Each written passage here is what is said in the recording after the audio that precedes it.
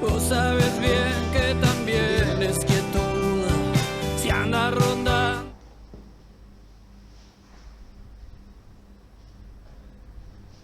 ¿Qué tal? Muy buenas noches. Nuevamente es un gran placer darles la bienvenida a estas charlas en vivo, donde el tema central es hablemos de salud. Siempre vale la pena aclarar, hablamos de salud, no de enfermedades, pero independientemente de eso, y a pesar de que la primera charla fue así como una temática general, ya a partir de la segunda fuimos haciendo foco en determinados temas. En la charla anterior del domingo pasado pusimos la atención en los más chicos y en las cosas que hacemos los adultos, por supuesto, porque la crianza, el movimiento y la vida, sea saludable o no de los más pequeños, depende de quienes los criamos. En la charla de hoy el foco va a estar puesto en los adultos mayores. Atención, atención, por ahí vamos a andar. Hay ciertas palabras que se han repetido en estas charlas y una de ellas, creo que para mí ha sido la más pronunciada, es hábitos. Entonces, mi pregunta disparadora sería para Diego Rodríguez, justamente si vamos a hablar de los adultos mayores y de los hábitos, es ¿qué pasa? Diego, ¿qué tal? Buenas noches. ¿Cómo estás? Bien. Gracias. ¿Qué pasa con los hábitos cuando ya hemos crecido, cuando ya hemos transitado una buena parte de nuestra vida acostumbrados a hacer las cosas de determinada manera? De repente nos podemos enterar por una charla como esta, o porque de repente apareció una dolencia, una enfermedad, que hemos tenido a lo largo de nuestra vida hábitos que nos han jugado en contra, ¿no? ¿Se pueden modificar los hábitos pasando los 60, 70 años? Sí, absolutamente. La gran ventaja que tienen los hábitos es que son modificables.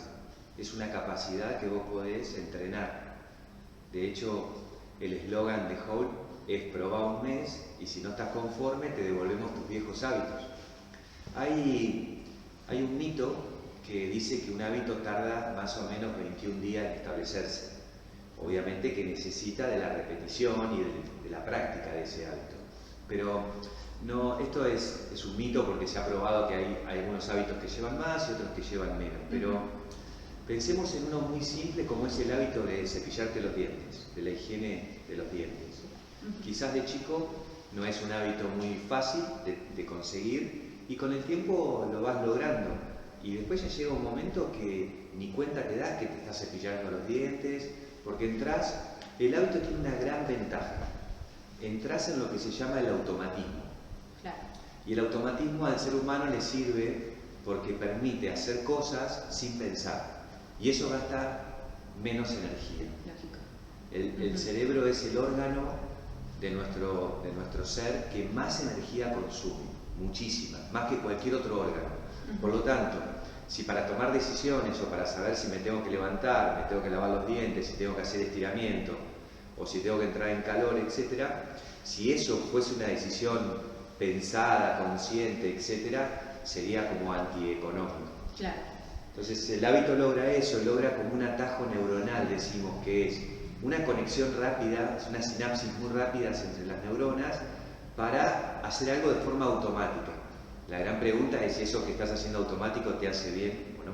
Exactamente. Y si adquirimos con mayor facilidad hábitos que nos hacen bien o hábitos que nos hacen mal también, ¿no? Exacto. Es a lo que nos acostumbramos más fácilmente. ¿Y a raíz de qué? ¿Cuáles son las circunstancias en nuestras vidas que han hecho que adoptemos hábitos que nos hacen daño, se podría decir, ¿no? Sí, a veces los hábitos están muy relacionados con la educación, ¿no? Con la educación, con la información que uno recibe de chico. Es tremendo como siempre volvemos a lo mismo, siempre Sí. aparece la educación. Sí. Y La necesidad de educar en salud, en temas de salud. Exacto.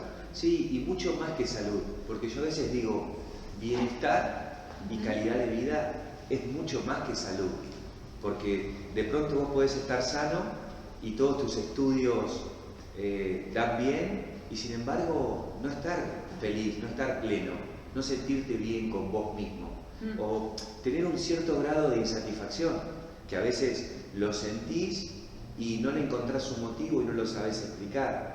Ahora, lo que sí está claro es que hay hábitos que se relacionan con el estado de salud y con la longevidad. Es decir, en muchísimos países y en ciertas culturas hay hábitos que han demostrado que el promedio de vida puede estar en 98 años. Y sin embargo hay otros países mal llamados subdesarrollados, porque en realidad, fíjate este ejemplo, en Estados Unidos es un país súper desarrollado con todos los recursos y el promedio de edad no es muy bueno. Y la calidad de vida, los que hemos tenido la oportunidad de estar, tampoco es tan buena. Con lo cual, los hábitos no necesariamente tienen que ver con los recursos, sino que tienen mucho más que ver con la cultura, con la educación que uno recibió de chico y sobre todo con el ejemplo de los padres o de los mayores. El ejemplo es muy importante porque nuestro cerebro aprende por repetición, pero aprende a través de unas neuronas que son como espejo. Entonces hay una parte de nuestro cerebro, ¿no?, que es la ínsula, que yo insisto mucho, porque la corteza insular es una parte que actúa como si fuera un espejo. Entonces todo lo que ve, lo copia. Los ejemplos se copian. Si tus padres fumaban, y bueno, vos tenés muchas más posibilidades también de acercarte al tabaco. Y así con un montón de cosas. Por eso es muy importante el ejemplo que vos recibís. No solamente lo que te dicen, no solamente el discurso o el mensaje, sino realmente lo que vos observás que pasaba en tu casa, en tu escuela, ¿sí? Y por supuesto la posibilidad de interactuar con otras personas de tu misma edad. Imagino que ese espejo, esa tendencia a copiar tiene mucha más incidencia cuando se trata de personas que tienen cierta importancia para nosotros, ¿no? Nuestro crecimiento y demás, que es referente sería la palabra, ¿no? Absolutamente. De ahí que uno, cuando es padre o es profesor o es docente, sabe y es consciente de la responsabilidad que tenés. Yo me he dedicado toda mi vida, tengo más años de docencia que de kinesiólogo, y una de las cosas que más trato de esforzarme es que el alumno realmente, para lograr una transformación y estar más educado, necesita de tu ejemplo. Es decir, vos no le podés decir a una persona no fumes, no le pongas tanta sal a la comida, salí a caminar, etcétera, cuando vos eso no lo haces, porque realmente las personas miran eso. Claro. Digo, y un profesional de la salud con sus pacientes también. Exacto, exacto. Debería ser ejemplo, ¿no? Exactamente, es así. Que no sé si muchas veces se da, pero bueno. Vamos, Sí. no vamos a generar discordia. También lo que ocurre es que... No, es difícil ser ejemplo, es difícil ser coherente durante toda una vida entre lo que se dice y lo que se hace. Por algo está la frase del dicho al hecho hay un largo trecho, ¿no? Siempre tenemos esas explicaciones como para zafar, pero no es nada sencillo ser ejemplo. No, para nada. Predicar con el ejemplo, ahí va. Exacto, no, para nada, Sabina. Incluso todas las personas que estamos en este camino, en el camino de la educación, del movimiento, por lo general lo hacemos porque nosotros también tenemos esa dificultad. Y nosotros luchamos también contra los hábitos, contra la pereza, contra la falta de motivación. Hay días que no tenés ganas, no tenés voluntad, pero como estás convencido y sabés que eso es bueno, de alguna u otra manera lo tenés que transmitir. Y la verdad que la forma más fácil de transmitirla es con el ejemplo. Ahora, es muy difícil ser ejemplo, sobre todo 24 horas por día, pero yo creo que en la imperfección, en el poder equivocarse, en el aprender de otras personas y de otras profesiones, ahí está la clave. Nosotros, los que estamos en la cultura del movimiento y de cuidarnos físicamente, necesitamos de otras profesiones, de otros especialistas, para poder nutrirnos y mejorar. Si no tuviéramos ese complemento a la kinesiología, también nos costaría mucho ir evolucionando e ir viendo qué necesidades tiene la comunidad, el individuo. Uh-huh. ¿De otros profesionales de la salud, decís? En general, yo te lo he dicho muchas veces que para mí una de las cosas que más le falta a la salud es la comunicación.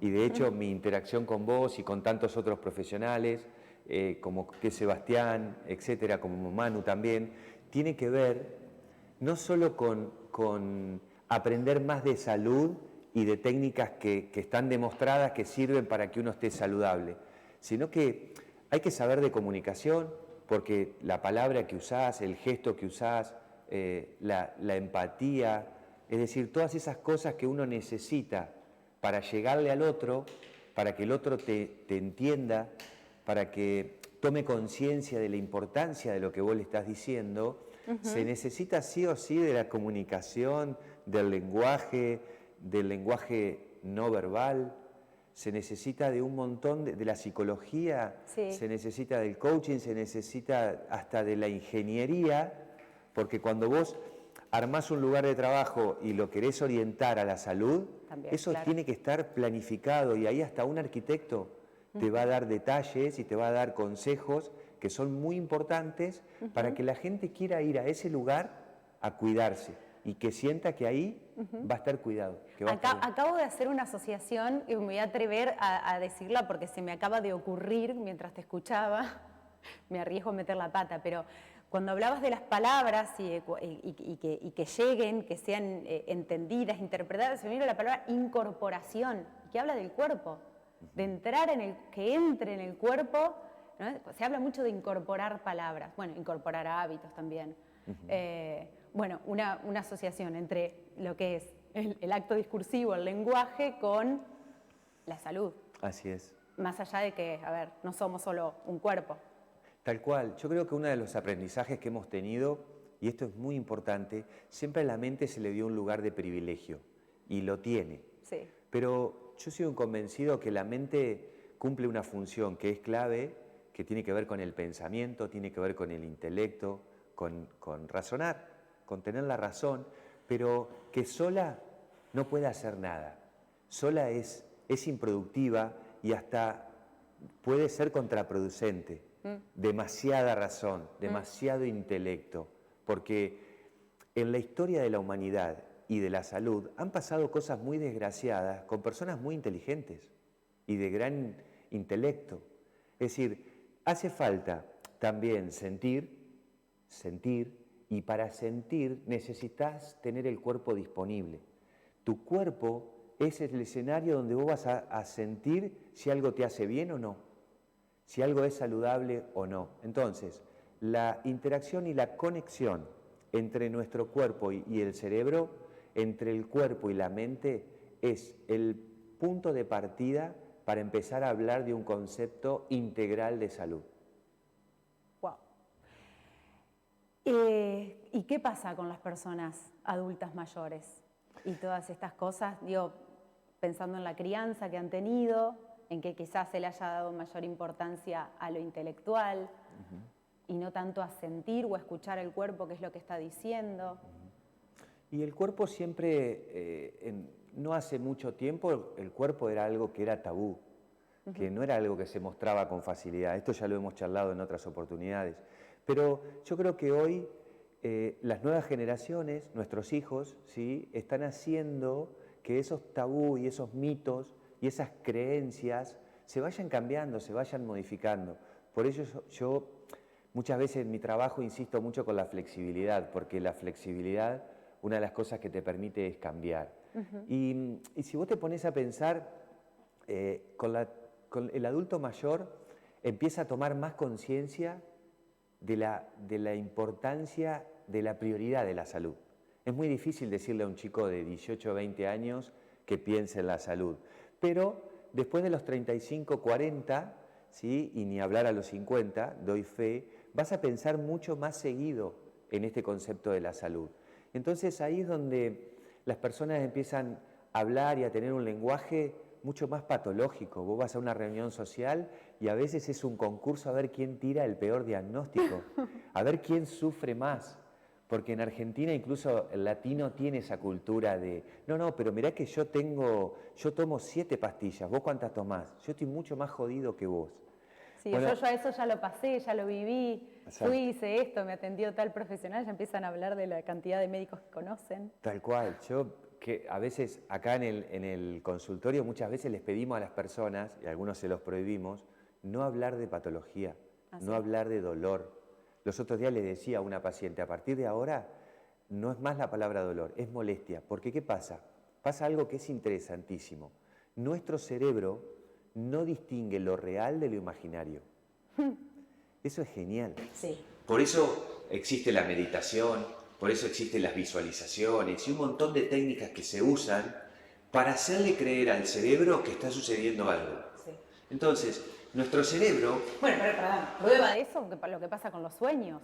Si alguna vez estás soñando algo, estás convencido de que eso que está pasando es real y te despertás sobresaltado o llorando o riéndote, ¿no? Exacto, sí, las palpitaciones o la transpiración o lo que sea, es la prueba fehaciente de que tu cuerpo lo vivió como real. Por lo tanto, vos tenés una gran oportunidad en este sentido. Si tu cerebro no distingue lo real de lo imaginario, tenés que tener mucho cuidado con lo que te decís.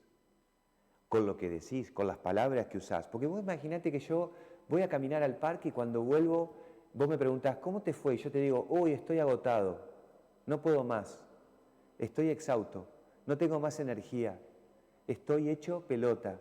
Tu cerebro termina creyendo que eso que estás diciendo es tal cual y lo toma literal. Y después va a relacionar esa actividad física, esa ida al gimnasio o esa salida a caminar, la va a relacionar con algo malo. Sí, con una consecuencia desastrosa. Negativa. Sí. Porque es bueno estar sin energía, estar exhausto. Y muchas personas cuando... vos fíjate que el concepto que nosotros buscamos con respecto al movimiento no es el de estar agotado. Al contrario, es el de llenarte de energía, de tener vitalidad, de renovar la energía. Ajá. Porque de eso se trata el movimiento. El movimiento lo que busca en la salud es renovar tu energía. Pero hay que tener cuidado con las palabras que uno se dice, y por eso es que digo cuidado con el pensamiento, porque el pensamiento es una energía también, pero cuidado con lo que vos te decís, porque si vos te levantás a la mañana temprano y vos mismo te decís, uy, estoy muerto, no puedo más, tengo todo un día por delante, no tengo energía, o de cosas que podrían ser placenteras y hábitos saludables para el cuerpo, vos a eso lo interpretás como algo malo, tu cerebro va a creer permanentemente que eso no es bueno. O que convencerte de que un hábito que no es saludable en algún punto te hace bien y por eso lo haces. Por ejemplo, los fumadores cuando justifican que no, porque el cigarrillo me relaja, favorece el movimiento peristáltico y qué sé yo, todas estas cosas que bueno, pero ¿estás convencido que te hace bien? Bueno, nosotros ahí intentamos que se diferencie lo que es el placer del bienestar. Porque el placer es algo pasivo. Tomarte un vasito de cerveza o estar sentado mirando la tele, quizás te da placer y tu cuerpo se sienta momentáneamente bien, pero no tiene que ver con el bienestar. El bienestar es siempre, siempre activo. Tenés que hacer algo para liberar ciertas hormonas en tu cuerpo que te den la sensación de bienestar. ¿Sí? Por ejemplo, la gran diferencia, ¿cuál es? La endorfina de la adrenalina.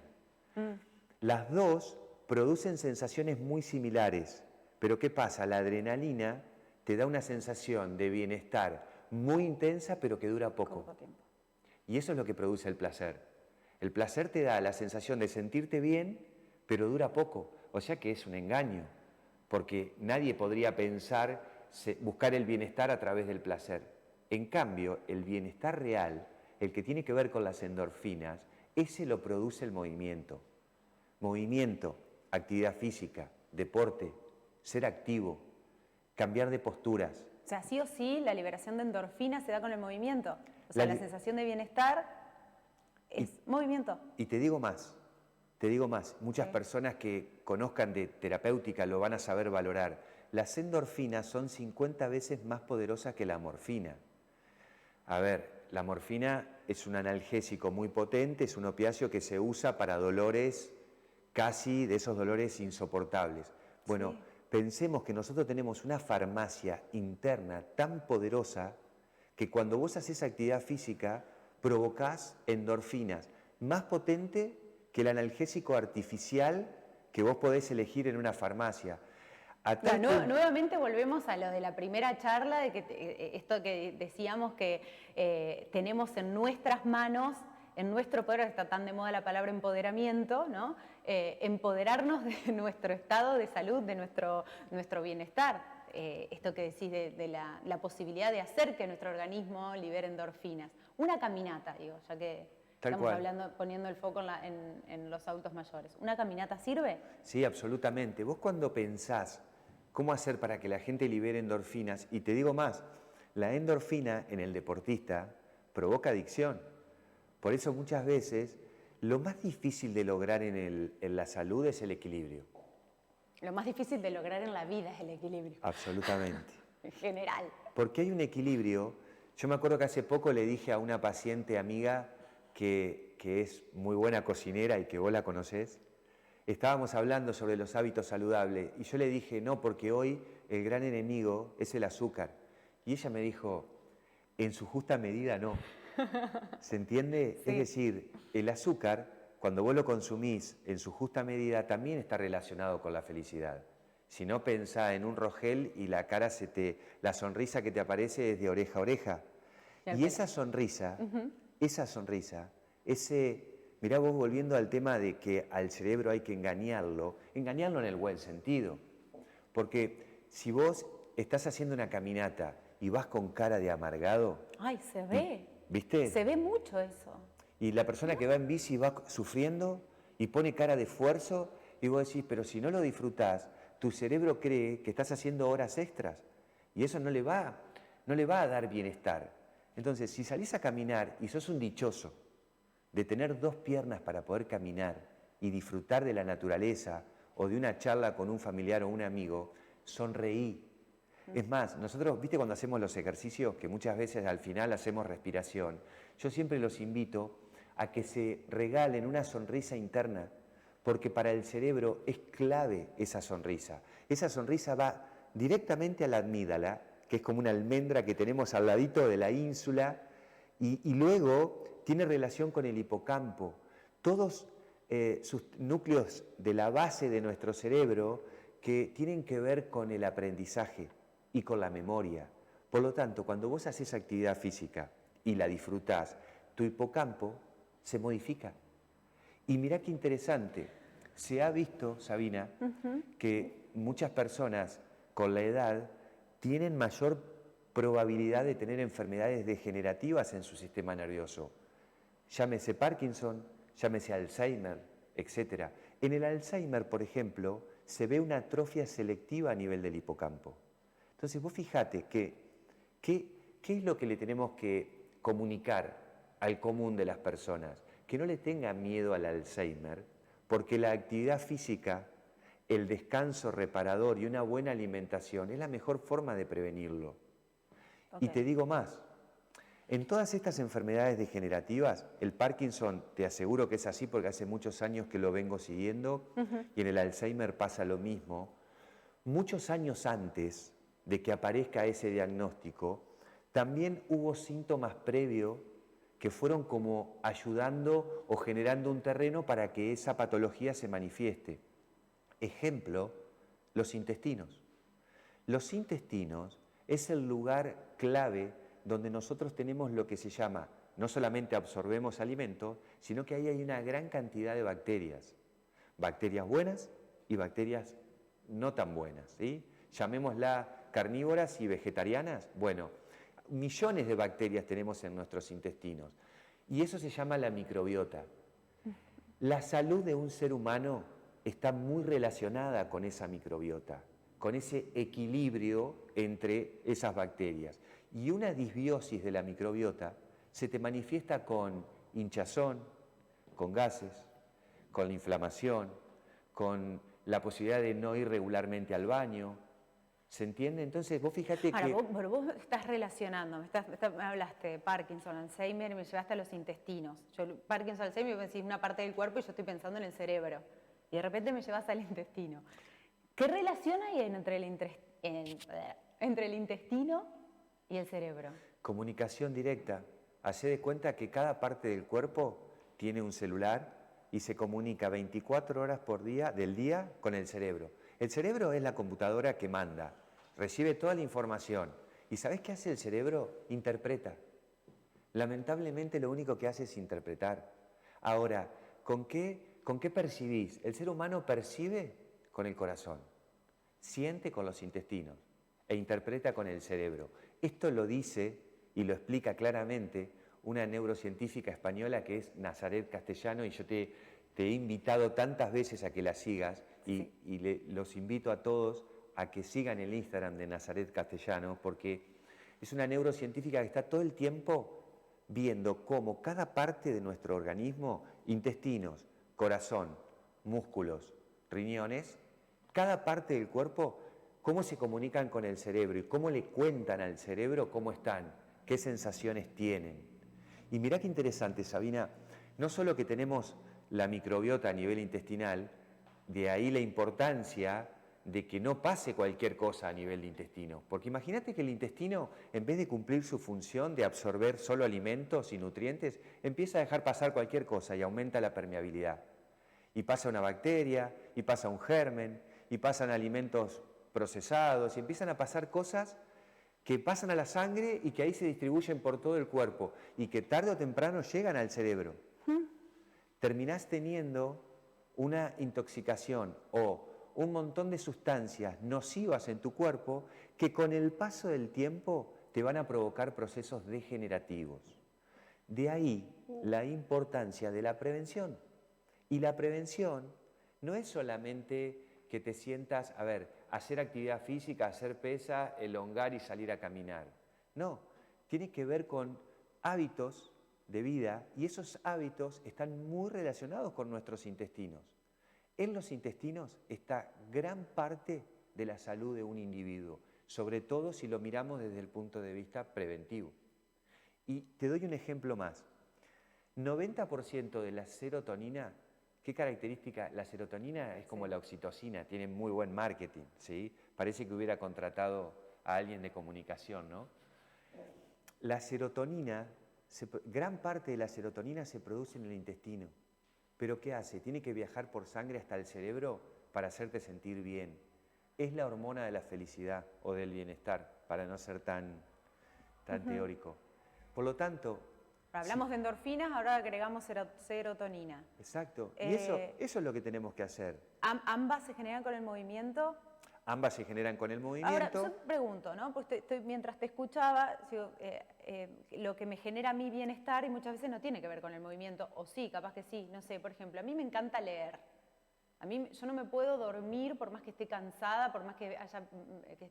me acuerdo que venía de los boliches, como volvía de los boliches, Epa, y me acostaba y tenía que sacar la lente de contacto, lentes, y aunque sea un tac, y leer, pero porque me quería ir a dormir con esa sensación de bienestar, no sé ahora ya si era placer o es bienestar, ¿o qué? Escuchar música, ir a ver una obra de teatro, sentarte, por Dios que vuelva el teatro, dicho sea de paso, sentarte en una butaca en el teatro y meterte en una historia y sentir y reírte y llorar y que se te erice la piel, o mirando una obra de arte, eso, ¿en qué rango entra? Eso es salud, total, eso es salud. Mirá, vos imaginate una Pero no persona... me estoy moviendo. Una persona que en realidad no todo es movimiento. Okay. Es decir, vos imaginate una persona que se va de vacaciones a otro lado, viaja y a partir de ese momento no va más al baño y queda constipada por 2, 3, 4, 5 días. ¿Se puede sentir bien? ¿Sabes que hay muchas personas que creen que no ir al baño durante 3 días es normal? Y en la consulta, cuando vos se lo preguntás y vos le decís, ¿sos regular para ir al baño? Te dicen, no, pero mi mamá también era igual. ¿Se entiende la importancia? Como que se hereda, y no se hereda, ¿no? Claro, lo que se hereda es la mala alimentación. Lo que se hereda es no moverse. Vos una de las cosas que necesitas para no ir al baño es estar sentado en una silla. Es imposible mover los intestinos si estás mucho tiempo sentado. Y mirá qué definición interesante da la medicina ayurvédica sobre la alimentación. La definición es que alimentación es todo lo que ingresa por los sentidos. O sea que alimentarse no es solamente ingerir alimentos, no es comer. De hecho, si nosotros tuviéramos más conciencia de nuestro cuerpo, no comeríamos a determinadas horas o no comeríamos hasta que se termine el plato. Cuando tuviéramos hambre. Hambre, sed, dolor de panza, cansancio, sensación de bienestar. Todas esas sensaciones corporales se llaman interocepción. Esa es la información que necesita recibir el cerebro para saber realmente si estás bien o no, si estás sana o no. Pero nosotros... O sea, tenemos que escucharnos. Todo el tiempo, sentirnos. Tenemos que sentirnos, tenemos que escucharnos, tenemos que vernos, tenemos que olernos. Tenemos que usar los sentidos no solo para percibir a los demás, sino para percibirnos nosotros mismos. Yo creo que uno de los grandes desafíos que tiene nuestra cultura de ahora en adelante es justamente empezar a sentirnos desde el propio cuerpo para saber realmente cómo estás y encontrar esa inteligencia natural que el ser humano tiene para saber qué le hace bien y qué no. Cuando tu hijo te diga que no quiere tomar leche de vaca, no la quiere tomar. La leche de vaca quizás sea buena para el ternero, no necesariamente va a ser para todos los intestinos humanos. Y si esa vaca fue alimentada de tal o cual manera, o si los alimentos cada vez vienen más tuneados, quizás nuestros intestinos, en estos últimos 50 años, empezamos a ingerir alimentos que nos dan una sensibilidad, un aumento de sensibilidad. Y hoy ya hay gente alérgica desde los intestinos y rechaza ciertos alimentos. Por eso, si tus hijos de chiquito te dicen, no, no quiero leche, es porque no la necesitan o porque su cuerpo la rechaza. Y habrá que buscar la manera, junto con los nutricionistas y los pediatras, de que eso sea reemplazado de otra manera. ¿Ok? Bien. Pero cuidado con bajar un mensaje, y a veces hasta medio dictatorial, con respecto, ¿esto está bien? ¿Esto está mal? Porque lo que estaba bien y lo que estaba mal, quizás era hace 50 años o hace 100 años. Y es difícil darse cuenta al paso del tiempo en uno, pero tenemos que tener esa capacidad de adaptarnos a los tiempos que estamos viviendo, ¿ok? Entonces, me decías con respecto a los intestinos y esta sensación de lo que tiene que ver con las endorfinas. Sí. Si una persona sufre de los intestinos durante mucho tiempo y aparte lo considera como normal y hasta le da vergüenza contártelo, esa persona va a estar, su estado de ánimo va a ser muy variable. Hay momentos que va a estar muy irritada, hay momentos que se va a sentir mal, hay momentos que va a estar eufórica. Es decir, es muy fácil ser ciclotímico cuando tus intestinos no están bien. Y Como que el estado de ánimo depende de los las intestinos. hormonas. Depende de las Claro, hormonas. o sea, y gran parte de esas hormonas la fabrica el intestino. Y si no la fabrica, en algún momento está relacionado con eso. Porque vuelvo a decirte, ¿y qué pasaría si esto vos lo tomás como normal o no como normal? Si vos a esto lo dejás que termine en la patología, que termine en la enfermedad. Es decir, si no hacemos prevención, los intestinos pueden ser hasta uno de los factores de riesgo más importantes de la depresión, de la ansiedad. ¿Sí? ¿Por qué? Porque imagínate si vos a un cerebro lo privás de serotonina, sí, lo privás de dopamina y lo privás de oxitocina durante toda una vida, no le podés pedir a ese cerebro que esté feliz, que esté contento, que tenga... ¿Ni con medicación? Bueno, busquemos siempre... ¿Qué pasa ahí? Es que hay que buscar siempre lo natural. Claro.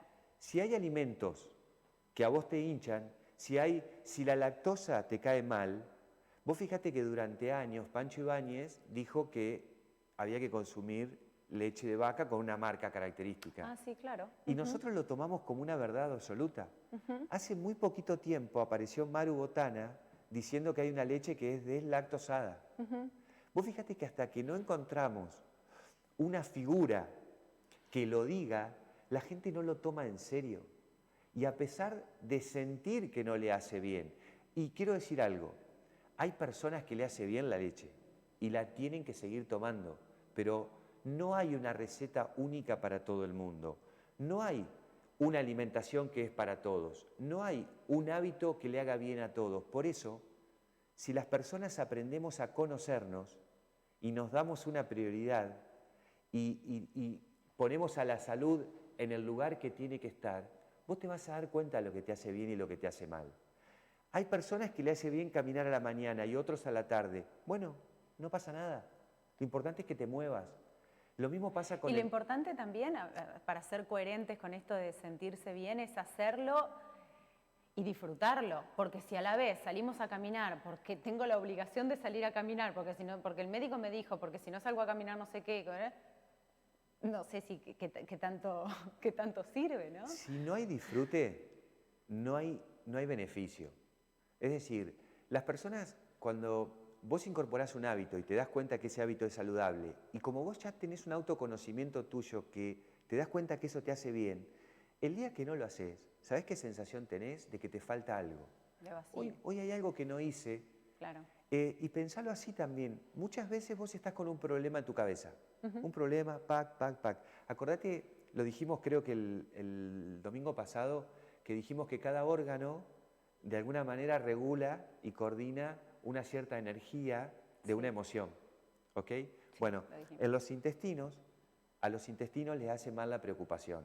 Las personas que se preocupan mucho por algo y que se levantan y tienen un problema y se acuestan y todavía están dando vuelta con ese problema, no importa que el problema sea chiquito o grande, para cada uno el problema es un problemón. Sí. Pero la preocupación constante y el estrés pegan directamente en el intestino, porque nuestro intestino tiene músculo liso.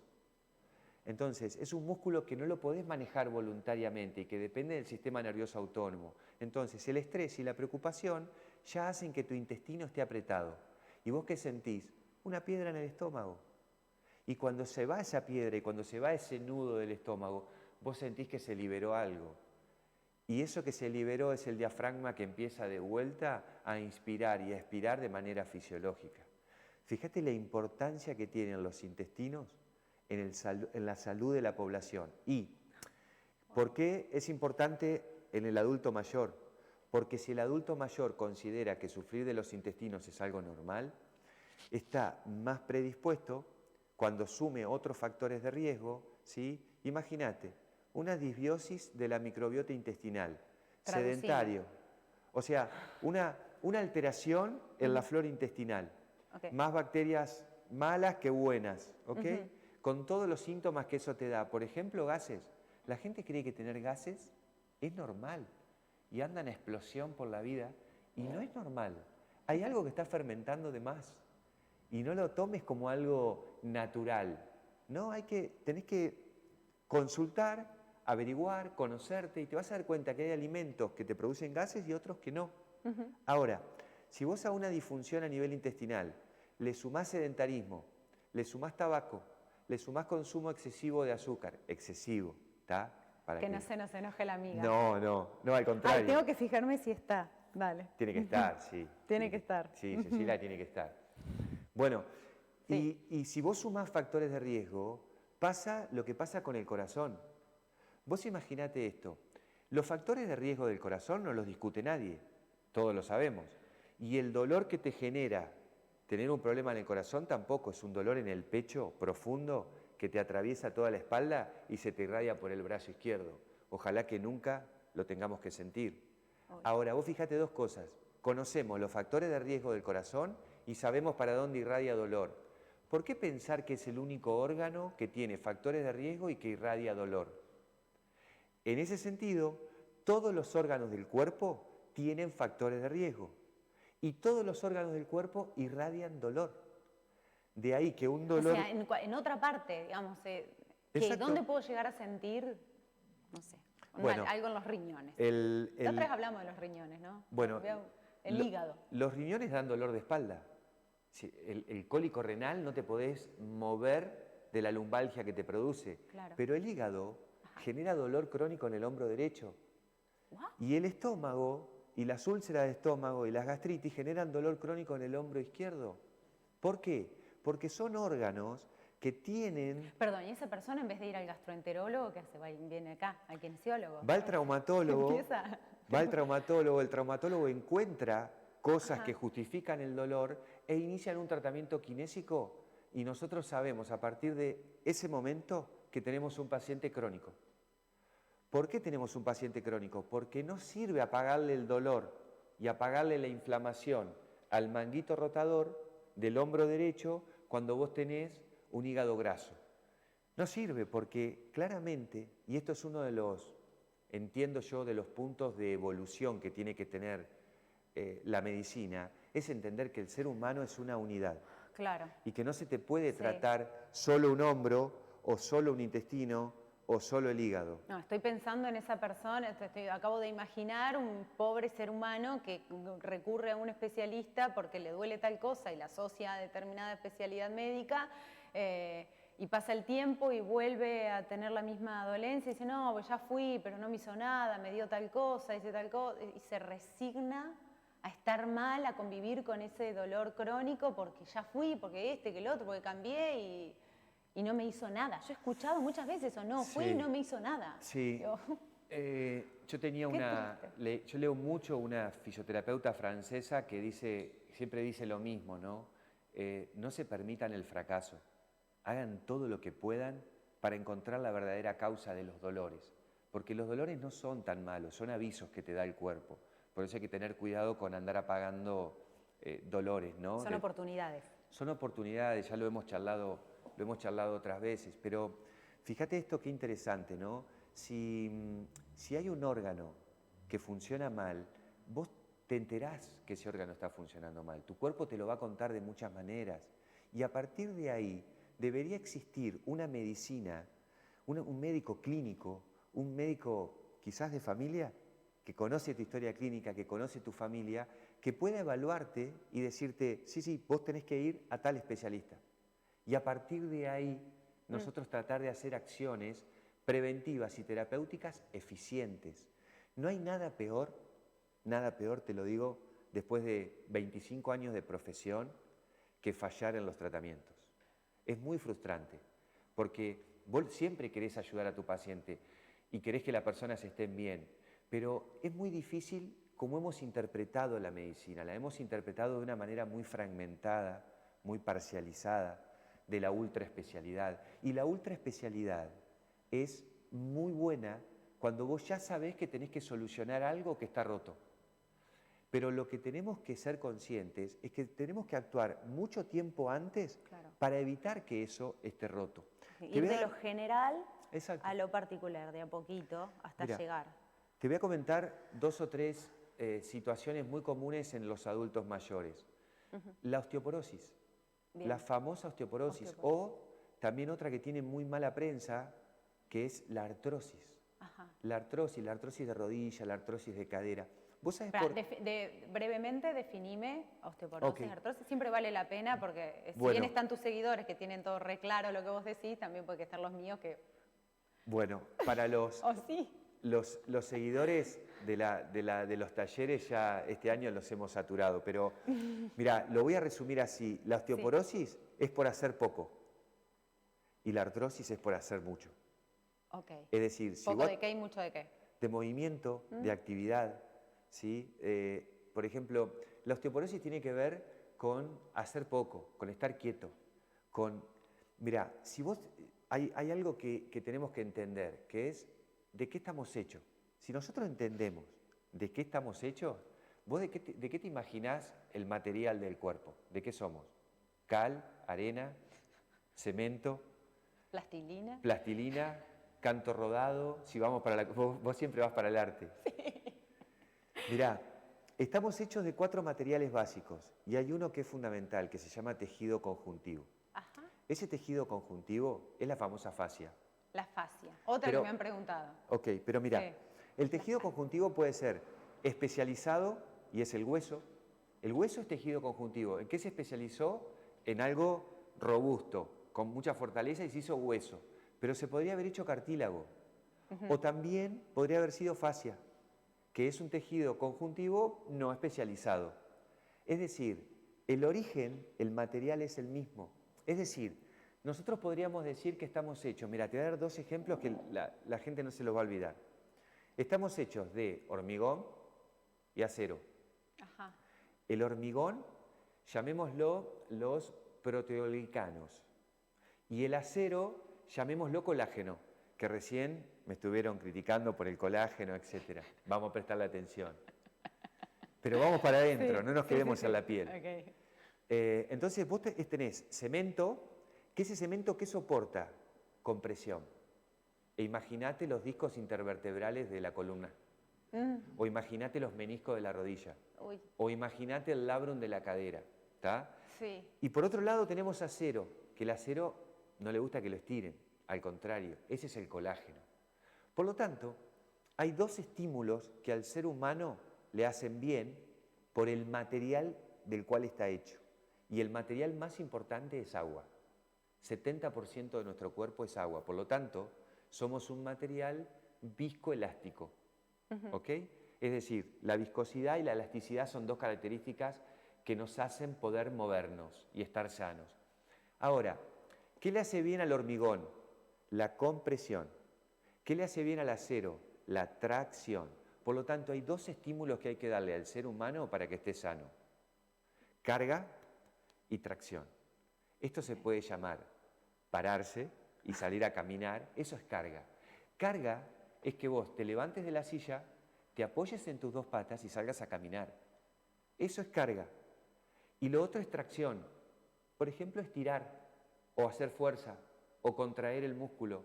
Entonces son dos estímulos que naturalmente al ser humano le hacen bien por el material del cual estamos hechos. Entonces, yo escucho muchas veces que te dicen, no, a determinada edad ya no podés caminar o evita ejercicios con carga.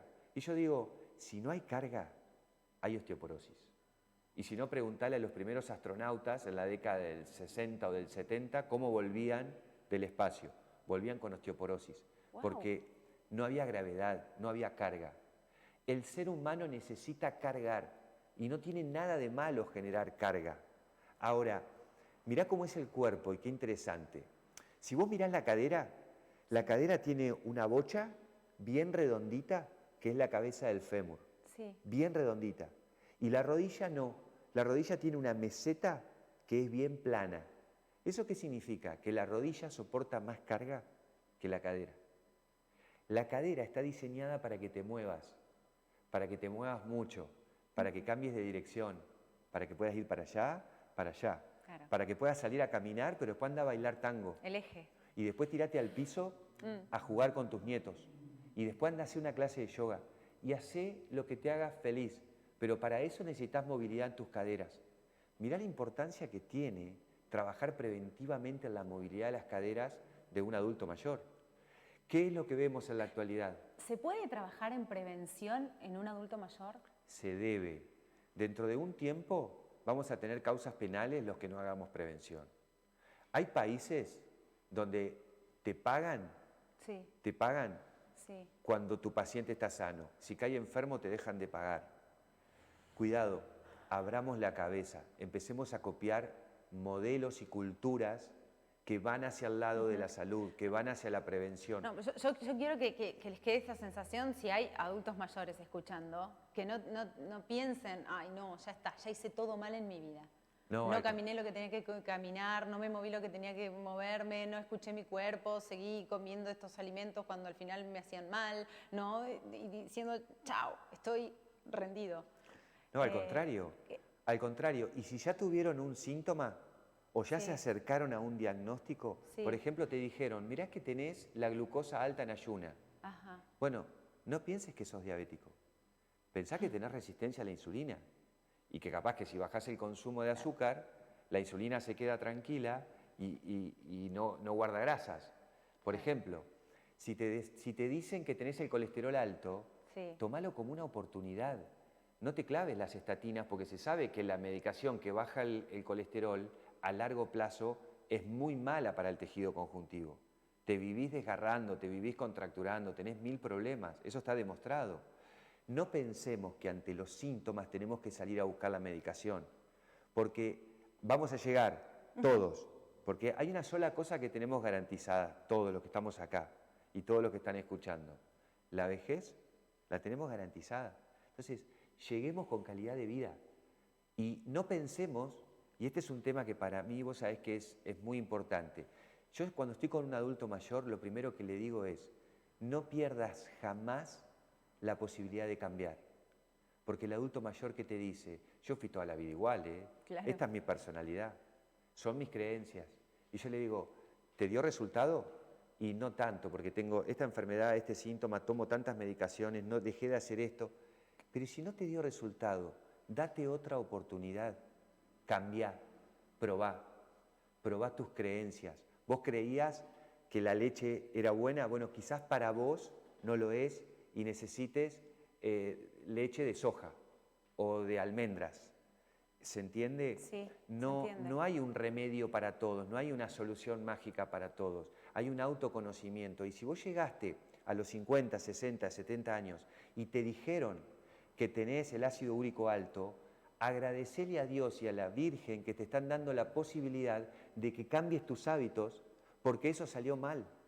Y no pienses que operándote del apéndice o operándote de la vesícula solucionás el problema. Porque si no, vos pensás que el que nos fabricó, llamalo como vos quieras, Dios, Alá, llamalo como vos quieras, ser superior, energía, dale el nombre que vos quieras. Pero el tipo que diseñó al ser humano y que le dio la posibilidad de evolucionar filogenéticamente hablando, puso la vesícula y puso el apéndice por algo. No es que todo lo que funciona mal lo tenemos que hacer volar. No, si está funcionando mal, analicemos por qué. ¿Qué hay? ¿Qué hábito me está haciendo mal? ¿Qué pensamiento me está haciendo mal? ¿Qué emociones me están provocando amargura? ¿Qué emociones me están provocando tristeza? ¿Qué emoción, qué estilo de vida me está provocando miedo? ¿Qué consumo, qué alimentación me está provocando eso que me está dañando una víscera o que me está dañando un órgano? Ahora, si estás perfecto, si estás sana, si estás saludable, seguí con eso. Esto no es una receta para todos. Hay gente que está muy bien y tienen que seguir así y tienen que contarlo y tienen que decir, yo llegué a los 90, 100 años haciendo esto, comiendo tomates que cosechaba, comiendo lo que te hizo bien, porque no hay una receta única. Digo, ¿y cómo hacemos un autodiagnóstico? ¿Cómo puedo darme cuenta yo y cada una de las personas que están siguiendo esta charla, que son bastantes? Ya los estoy leyendo porque estoy en el vivo. Para decir, bueno, a ver, hago un chequeo. Digo, ¿seré una persona sana? Lo primero que ¿Cómo hago el scan? El scan. Y lo primero que te tenés que preguntar es ¿cómo te sentís? Ajá. Primera pregunta. Yo cuando traen a un chiquito, un adolescente o preadolescente con un problema de columna, de escoliosis, etc., yo lo primero que hago es preguntarle cuando ya los padres hablaron y contaron todo lo que le pasa al chico, yo le digo al chico, ¿cómo te sentís? Y al adulto le pregunto lo mismo, ¿vos cómo te sentís? ¿Estás satisfecho? ¿Estás pleno? ¿Hacés lo que querés hacer? Se van llorando. ¿Cumpliste tus sueños? No. ¿Sabías cuáles son tus sueños? ¿Vos qué querías ser de chico? ¿Qué te hubiera gustado ser? Ay, no. ¿A qué etapa de tu vida volverías? Son preguntas que te las tenés que hacer. Pero ¿lo has hecho? ¿Se lo has hecho? En la consulta Sí. sale todo. Nosotros tenemos una... ¿Cuántas personas te han contestado sí?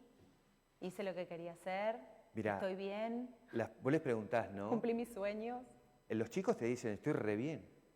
Yo estoy re bien. ¿Cuándo dejamos en nuestra vida de hacer lo que nos gusta hacer? Dejamos de cumplir los sueños, nos cargamos con... Bueno, yo lo cosas primero que nos hacen infelices. lo primero que me preguntaría es si tuviste la oportunidad de pensarlo. ¿Vos pensás que... Bueno, claro. ¿Vos viste lo rápido que pasa la vida? ¿Sí? Y te digo algo, después de los 40, la vida pasa así. Y el tiempo, en realidad, también es una construcción del cerebro. Y vos hoy, cuando estás con una persona en la charla, si la estás pasando bien, esa persona te va a decir, loco, ¿vos viste lo rápido que pasa el tiempo? Claro. Y bueno, si pasa rápido es porque la estás pasando bien. Ahora, si pasa tan rápido, yo siempre lo que digo es, aprovechalo, disfrútalo, no lo regales, no lo malgastes, cuídalo. Por eso yo ahora cuando empiezan los debates estos sobre el aborto y un pañuelo de un color y pañuelo del otro color, y seguimos generando ciertas diferencias y grietas y fronteras entre nosotros y a veces entre familiares, yo siempre digo, yo estoy muy a favor de la vida y de hecho tengo hijos y si pudiera creo que hasta tendría más, si me diera, ¿no? Pero no solo hay que generar vida, también hay que cuidarla. Entonces, si tenés 40, 50, 60, cuídala, valorala. Es un milagro la vida, es un real milagro, Sabina. Preguntale a un padre que haya hecho tratamiento de fertilización asistida lo que significa tener un hijo. Preguntale a alguien que haya perdido un hijo lo que significa eso, o un ser querido. Entonces, eso lo tenemos que valorar. Las personas tenemos que honrar nuestra vida. Y eso es cuidándote. Porque aparte, si vos no te cuidás, no tenés chance de cuidar a otro. Yo por eso cuando veo personas que viven para los demás y que hacen todo para los demás, yo digo, acá hay algo que es raro. Nadie puede, ningún enfermero, ningún kinesiólogo, ningún médico en terapia intensiva, ningún cirujano entra a un quirófano y se banca la que hay que bancarse ahí adentro si él no se quiere, si él no se formó, si no invirtió los mejores años de su vida para llegar a ese momento. Yo he estado en quirófano al lado de un anestesista. ¿Sabes lo que es eso? ¿Sabes lo que es ver a un anestesista que tiene la vida de una persona en las manos? Si esa persona no se quiere, si esa persona no se cuida, si un enfermero no puede salir a caminar, no puede tomar sol, no se puede alimentar bien, si no puede descansar, ¿cómo hace para cuidar a otro? Hemos inventado un mundo, hemos inventado un estilo de vida en base al estrés, a dormir poco, a descansar el tiempo que sobra, a comer lo primero que se nos aparece. A veces consumimos alimentos que realmente no tienen calidad.